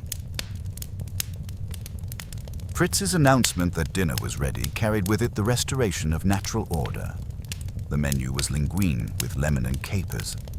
I considered bouillabaisse, Fritz explained, but decided the house had enough sea for a week, followed by Zeppel dusted with sugar like snowfall over a clean field. Wolfe consumed 4 of the Zeppel and pronounced them adequate, which in his vocabulary translates to sublime. The brownstone had returned to its proper rhythm, the office resumed its familiar silence, and the world had been restored to its appropriate balance. Final accounting. Elena Vasquez was convicted of first-degree murder after a trial that lasted 6 days and required 12 minutes of jury deliberation. She received life imprisonment without possibility of parole, a sentence that reflected both the premeditated nature of her crime and the violation of trust it represented. The knife itself, once cleaned and restored, would serve as a memorial to a man who had lived his professional life according to principles that his killer had fatally underestimated. Margaret established a scholarship fund in Marcus's name, providing culinary education for students who demonstrated both talent and integrity. As I prepared the final case report, I reflected on how the investigation had revealed not just the mechanics of murder, but the complex web of relationships, ambitions, and moral choices that make such crimes both possible and ultimately self-defeating. Elena Vasquez had possessed the technical knowledge to commit what she believed was the perfect murder, but she had lacked the wisdom to understand that perfection in crime, like perfection in cooking, is an illusion that dissolves under careful examination. Epilogue. The cleaned blade. Late that evening, as Manhattan settled into its nocturnal rhythm outside our windows, I found myself thinking about the knife that had started it all. Tomorrow it would be returned to Dr. Thorne for final documentation, then eventually to Margaret for proper retirement. No longer a murder weapon or piece of evidence, it would become what it was always meant to be, a tool for creation, not destruction. "You asked the first day why I took this case," Wolfe said suddenly, looking up from his book. I did, and I was prepared to be told to mind my own business. There are routines, Archie, that bind civilized society together. Rituals of work, traditions of craft. In the kitchen, one cleans the blade immediately after use. In this office, one listens to reason and pursues truth. Those habits are more than convenience. They are an ethic. Miss Vasquez used a sacred ritual as a lever for murder. That affront to craft, more than any fee, compelled me to act. That and the smell of shellfish on a Tuesday morning. Indeed. He closed his eyes. The knife that was never washed has finally been cleaned, both literally and metaphorically. Justice, like a properly prepared meal, requires the right ingredients, proper technique, and sufficient time to reach its conclusion. Fritz appeared to announce that the kitchen was secure for the night, all knives properly cleaned and stored. The brownstone breathed its familiar sigh of contentment, and I realized that some stories end not with dramatic flourishes, but with the quiet satisfaction of work properly completed and justice properly served. The case was closed, the truth revealed, and Marcus Hadley's memory honored through the exposure and punishment of those who had betrayed his trust. In the world of Nero Wolfe, that represented the highest purpose any investigation could serve. Not merely the solving of crimes, but the preservation of the principles that make civilized life possible. And me, I got the Zeppel and the satisfaction of seeing another elaborate deception crumble under the weight of methodical investigation. In the Goodwin system of compensation, that's practically a bonus. 2 weeks after Elena Vasquez's conviction, the brownstone had settled back into its familiar rhythm with the deliberate precision of a Swiss timepiece resuming its tick after a brief interruption. The late autumn light filtering through our windows seemed to carry a different quality, as if the very air had been scrubbed clean of the tension that had permeated it during our investigation. Fritz had restored every spice jar to its exact position, applied fresh paint to the kitchen window latch, and managed to eliminate every lingering trace of the violation his sanctuary had endured. The only scents now were those of brewing coffee and Wolfe's preferred morning routine. An invitation to renewal. The morning mail produced a thick cream envelope addressed in a hand that tried for calligraphy and fell a little short. Inside was an invitation bordered in gold leaf and good intentions. Vespero would reopen in 3 weeks under Paolo Gentile, with a dedication to Marcus Hadley and a scholarship announcement in his name. There was also a handwritten note from Margaret asking if Mr. Wolfe might consent to attend. Wolfe read it with the expression he reserved for requests that civilization make personal demands on his time, sighed like he'd been asked to stand for the national anthem, and folded it back in the envelope. Attend. Number. Convey our congratulations. Send an orchid, Cattleya labiata. Robust color, not coy. You sure you don't want to break precedent and take in some air? The kitchen's been sanctified. No shellfish. They might draft a proclamation in your honor. No, he said firmly. But you may go. Observe. Bring me a report that contains food rather than adjectives. The reopening. The reopening drew a crowd that understood both food and gossip. There were chefs with tattoos and opinions, critics measuring the room with their eyes, and neighbors who wanted to see whether a tragedy could become a tradition. The brass plaque by the door bore one name, Marcus Hadley. Elena's had been removed in a way that left no scar. Inside, Paolo had refused the impulse to modernize. The dining room gleamed, but the bones were the same. The only new element hung in a shallow shadow box near the pass. The knife, cleaned and polished, its blade shining under soft light. The small plaque beneath read simply, "For Marcus, cleaned and honored." Margaret met me by the host stand, wearing a black dress that said memorial more than party. The steadiness I'd seen in her during our investigation had settled into something like peace. "He would have liked the restraint," she said, looking up at the knife. "He believed in understatement." "He had good company in that," I told her. "Mr. Wolfe almost cracked a smile at your note." We made the rounds through a dining room that hummed with the kind of energy that comes when tragedy transforms into tribute. George manned the dish pit with the serenity of a monk guarding relics. Isabella, in a crisp white coat, worked the pass with a confidence that said she'd moved from eager to assured. Paolo kept his station quiet, his eyes everywhere, his hands steady as he lifted his knife to chiffonade basil. Inspector Kramer had planted himself at the end of the bar with a club soda. He grunted when he saw me. "Don't tell Wolfe I said it, but the DA owes him cigars. That lab guy, Thorne, made the jury feel like they'd been personally poisoned. I'll pass the compliment along and stand 10 feet away while he accepts it." The first plate that came across was linguine with lemon and capers, bright enough to wake a corpse. Anchored by a stock that had the depth you only get from bones, handled with respect. Isabella handed it to me with a half smile. "For Fritz. If he approves, I might sleep for a week." "You'll get a postcard," I promised. A sober one.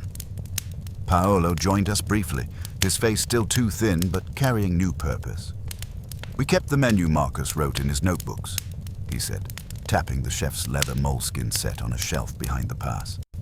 "No tricks, clean flavors. You tell Mr. Wolfe. No foam. I'll say you threw away the canister." He actually laughed. "Yes, in the river.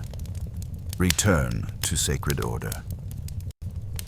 Back at the brownstone, Wolfe accepted my report with more interest than he typically allocates to food descriptions, likely because this time the adjectives were braided with observations he approved of. Margaret's final payment envelope contained not just our fee, but a donation for orchids and a small wrapped parcel for Fritz. The parcel turned out to be an old copper saucepan, hand-hammered and polished within an inch of its life. Fritz made the involuntary sound a man makes when he sees his youth restored. The enclosed card read, "It was Marcus's. Fritz will keep it honest."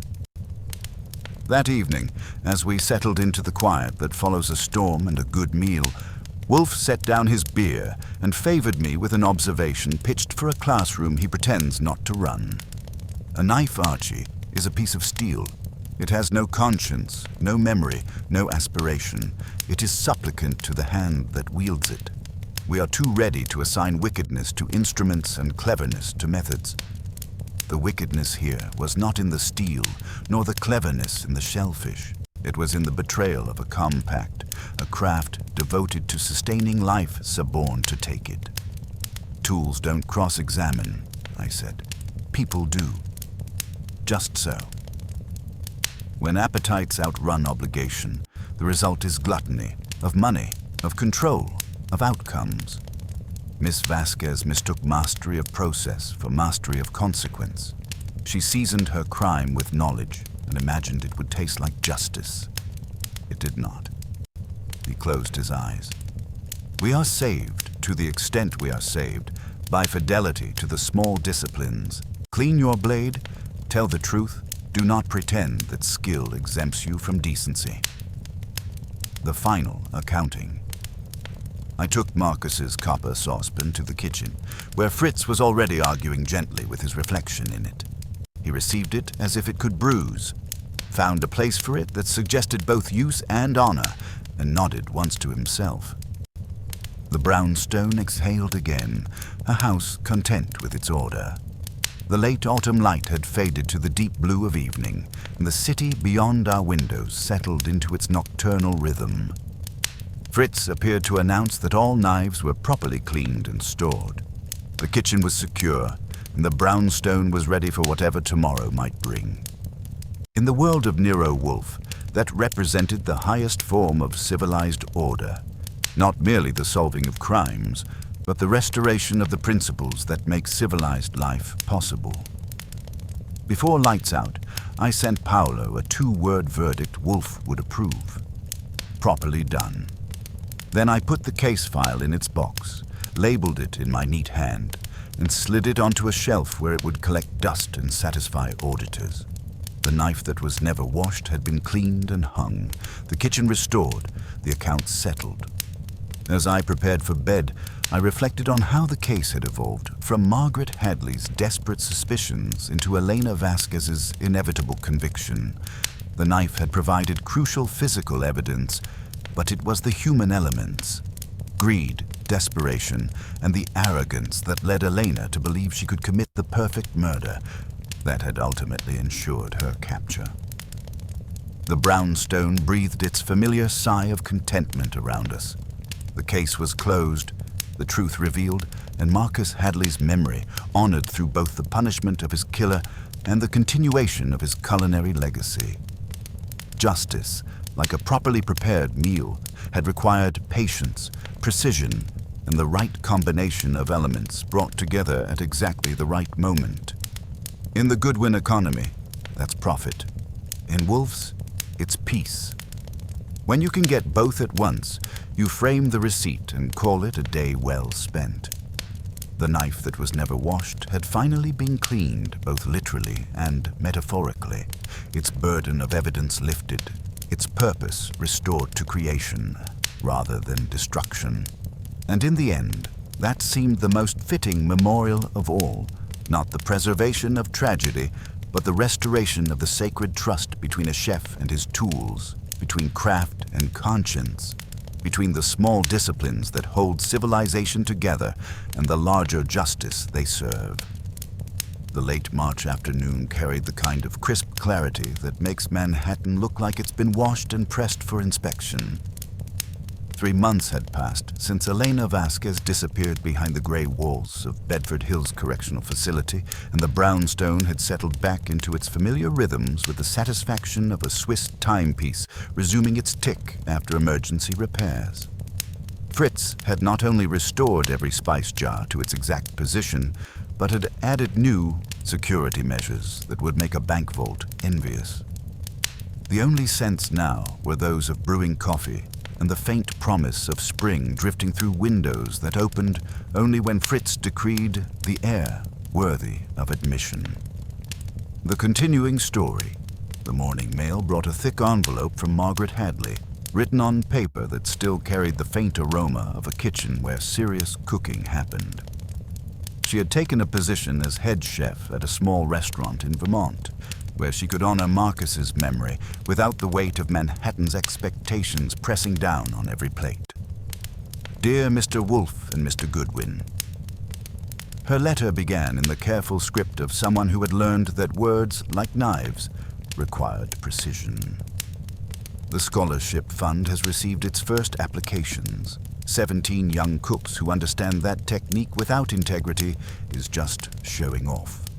Marcus would have approved of the standards we've set. High enough to matter, achievable enough to inspire hope. There is something else you should know. Elena wrote to me from prison, a long letter full of explanations that sounded like excuses and apologies that felt like negotiations. She wants me to visit, to discuss closure and healing. I will not go. Some betrayals are too complete for forgiveness, and some wounds heal better when left alone. P.S. Fritz's copper saucepan has become the heart of my new kitchen. It holds heat like it holds memories, and every sauce that comes from it tastes like home. Wolfe read the letter twice, which represented unusual attention to correspondence that didn't involve orchids or overdue bills. When he finished, he folded it carefully and placed it in his desk drawer, with the few other documents he considered worth preserving.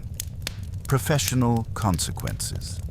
Inspector Kramer's visit on a bitter February morning had brought news that the Vasquez case was being used to reform health department procedures. Inspector Pinsky had drafted new protocols requiring in-person verification for any release of flagged products, with cross-training on allergy protocols for all inspectors. The DA wants to know if you'd consider testifying about investigative techniques, Kramer had said, settling into the red leather chair with the satisfaction of a man delivering news he knew would be rejected. Panel discussion. Private investigation in support of public justice. Wolfe's expression had suggested Kramer had proposed a public dissection. No. I told him you'd say that. But the conviction rate on cases where you've provided assistance is running about 97%. The prosecutors call it the Wolfe effect. Dr. Thorne had parlayed his testimony into a consulting contract with the district attorney's office, specializing in cases where sophisticated scientific evidence needed translation for juries. His laboratory had moved to larger quarters, and he'd hired 2 assistants who understood that precision was more important than speed. Leo Maxwell had served his 18 months with quiet dignity. Upon release, he had found work at a small Italian place in Queens, where the owner understood that a man who had learned hard lessons about trust might prove more reliable than someone who had never been tested.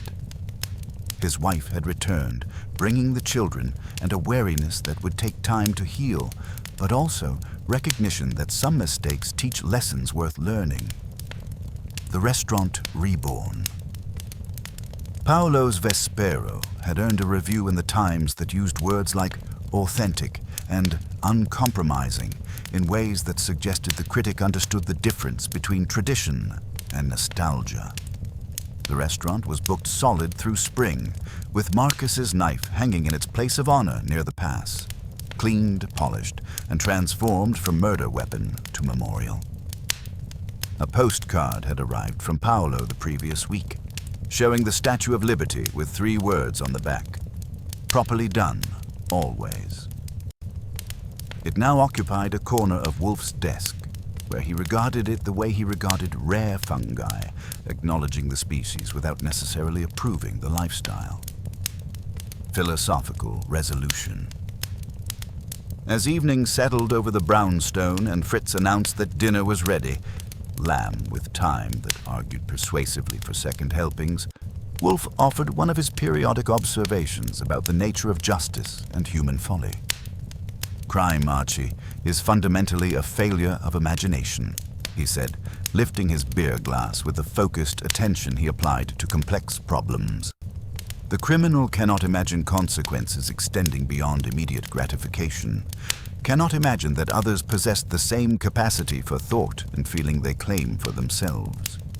He paused, examining the glass as if it contained the solution to humanity's persistent stupidity. Elena Vasquez imagined she could eliminate Marcus without eliminating the principles he represented. She thought murder would solve her financial problems when it merely transformed them into moral ones. She believed cleverness without conscience was sufficient when it is merely elaborate folly. She was too smart for her own good, I suggested. She was insufficiently smart, Wolfe corrected. Intelligence without wisdom is mere cleverness, and cleverness without conscience is mere cunning. She possessed technical knowledge but lacked moral understanding.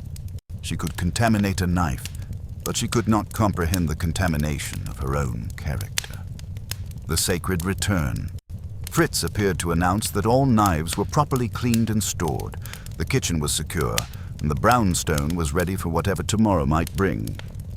In the world of Nero Wolfe, that represented the highest form of civilized order, not merely the solving of crimes, but the restoration of the principles that make civilized life possible.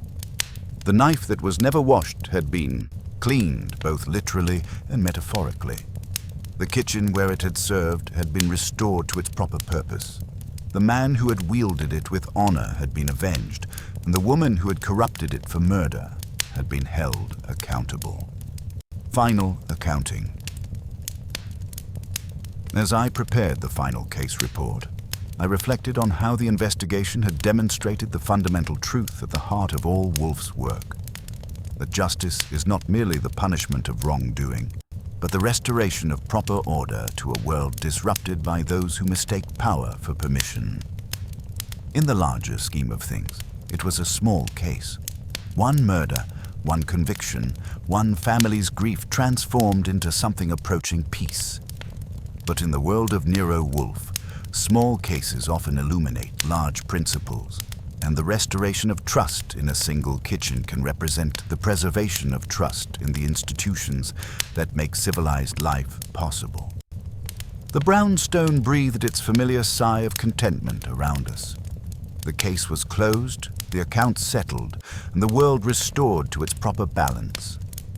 Somewhere in the plant rooms, 30,000 orchids continued their ancient work of transforming light and air into beauty, indifferent to human drama, but essential to human hope. The knife that was never washed had taught us all something about the importance of keeping our tools and our consciences clean. In the Goodwin economy, that's education. In Wolfe's, it's civilization. When you can get both at once, you frame the lesson and file it under permanent reference. And me, I got to watch it happen, write it down, and call it a day well spent. In my system, that's the whole program. Find what matters. Keep it where you can see it until it says what it has to say, then put it where it belongs and have dinner. If I ever receive another unwashed knife in the mail, I'll cut the twine and fetch the linen. And if it carries truth in what remains, I know a man who can make use of it without leaving his chair, provided, of course, that it doesn't interfere with his beer schedule or his orchids.